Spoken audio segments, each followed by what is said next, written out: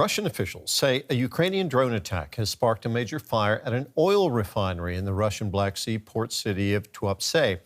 It's the third such attack on the facility in less than 2 weeks. Ukraine's military has been stepping up its strikes on Russian oil infrastructure with the intent of disrupting Moscow's oil revenue stream. The Kremlin says the strikes are increasing global oil shortages and provoking what it calls additional destabilization. The attacks have caused prolonged fires and significant air pollution, with Russian authorities advising residents to stay indoors.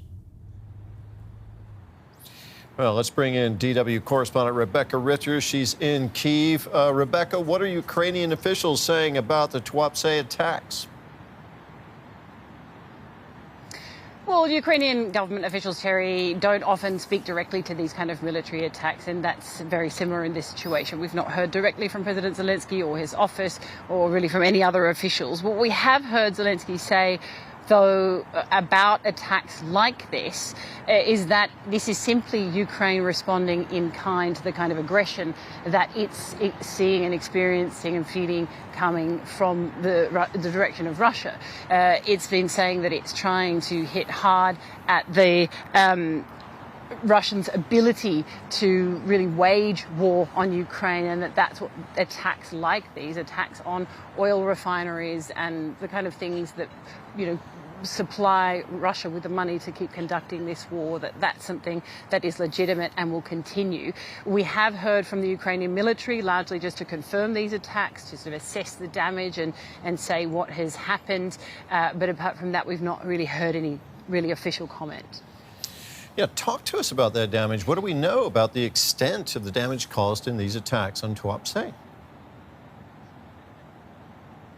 It's been very significant, Terry, as you mentioned there in your lead-in. You had that initial attack that sparked a really rather large fire, causing production to be halted for some time, or ongoing now. But you had, as I say, that huge fire. Then you had some days in between that attack and the second one a little over a week ago now. So that sparking even further damage and a further fire. We had the Ukrainian military saying from that attack, the second one that is, that more than 24 in fact storage facilities or storage tanks of oil had been destroyed, and several others had also been damaged. So very significant. And of course you had that third strike just kind of compounding that damage. We've seen videos from that strike, huge fires and further huge plumes of smoke, creating more ecological problems down there.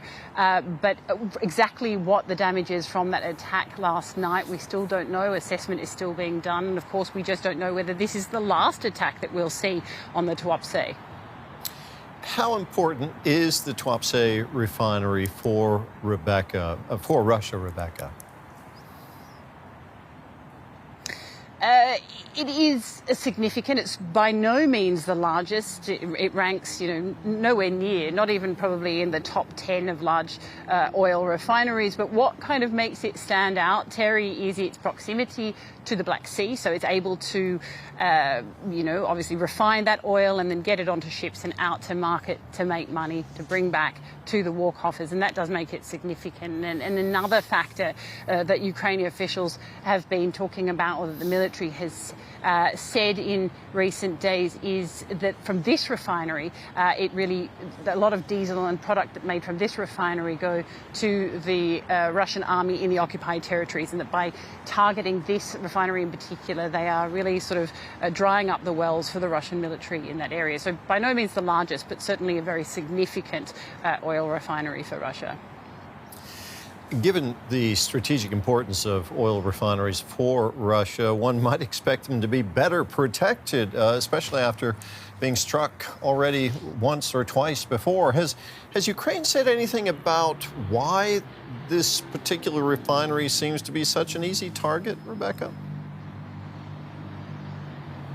Well, they haven't said anything or commented on that particular aspect, Terry, but I think, when you look at the bigger picture, when you simply look at the number of air defense systems that Russia has versus the amount of territory that it is trying to protect. Obviously, you're going to see a shortfall. So you've got most of the air defences along the border, Russia's border with the European territory. You've got it in and around, of course, the occupied territories, and of course, protecting Moscow and around that area. Now, Russia, of course, has a great number of air defence systems, but it also has a huge territory to try to protect. And when you look at the number of military targets around the country, if you sort of zoom in on a map just at the targets, there are hundreds and hundreds of targets that Ukraine can attack. Now, of course, you couple that with Ukraine's, ability with these long-range strikes, and as that continues to grow, they're able to kind of hit more and more and more targets, and it's simply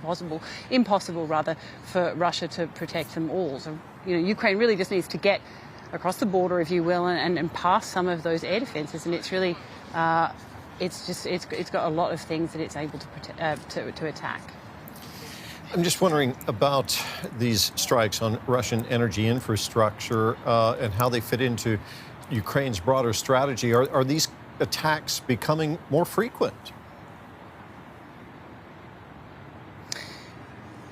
Absolutely. That's something we've been hearing from Ukraine, something I was just mentioning. President Zelenskyy, you've got hearing it from the military, you're hearing it really across the board, that what it's trying to do, and part of the strategy, is trying to target Ukraine's hip pocket, the ability for Ukraine to wage this war against Ukraine. You've even had Zelenskyy calling these long-range sanctions, sort of a nod to the fact that he would prefer to have more sanctions on Russian oil, but if they're not going to come, then, they're taking matters into their own hands, if you will. So it's certainly a strategic effort.